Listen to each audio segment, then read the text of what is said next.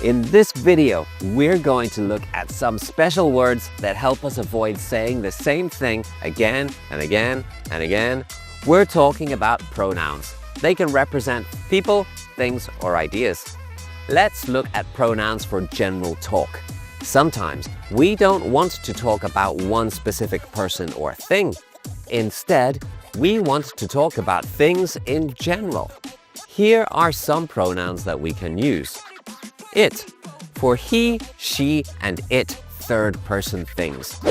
It is taking a long time to download the file. It is important to update your software regularly. In these examples, it is the subject of the sentence and refers to the action or situation. They. This pronoun can be used to talk about people in general.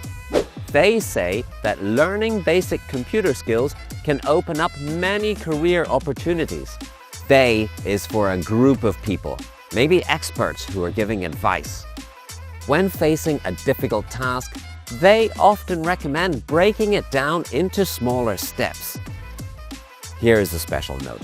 Using they as a single word for someone whose gender is unknown or not male or female is very common. Just remember to use the pronouns someone asks for. Why use these pronouns?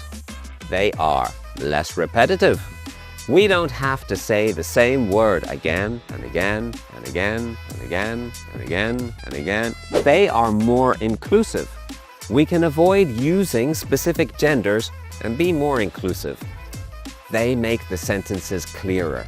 Sentences can be shorter and easier to understand. Here are some examples. If someone is lost, they should ask for directions. This is instead of saying the person. When facing a problem, it is important to stay calm. Remember, these pronouns are used for general talk, not when talking about a specific person or thing. There are many other types of pronouns. Keep learning to discover new ways to express yourself in English.